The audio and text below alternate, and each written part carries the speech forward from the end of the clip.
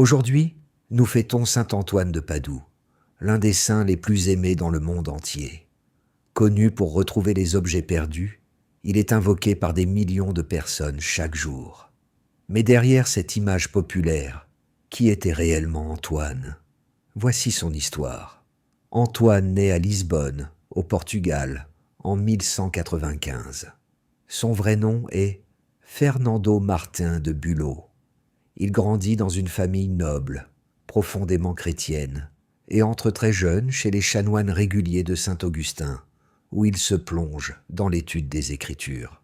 Mais c'est un événement marquant qui change sa vie. Il découvre les reliques de 5 franciscains martyrisés au Maroc.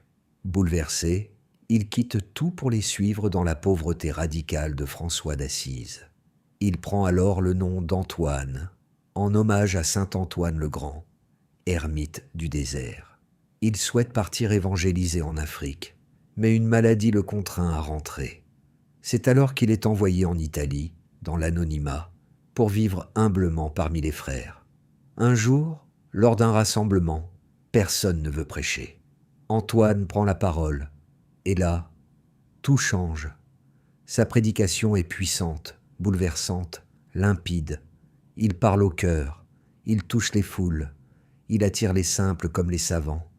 Sa mémoire des Écritures est prodigieuse, mais surtout, il parle avec un amour vrai du Christ.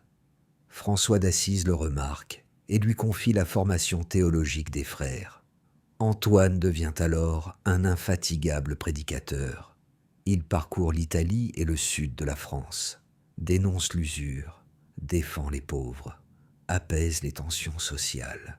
Il est surnommé le marteau des hérétiques, mais toujours avec une parole douce, juste, habitée par la charité.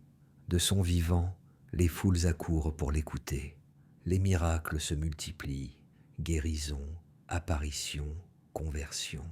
Il meurt à Padoue en 1231, à seulement 36 ans, après une vie brûlante de foi. Moins d'un an après sa mort, il est canonisé. Et en 1946, il est proclamé docteur de l'Église. Pour découvrir sa prière, ses paroles de saint et des textes puissants qui lui sont consacrés, télécharge l'application Sanctus. Chaque jour, un saint, une parole, une lumière.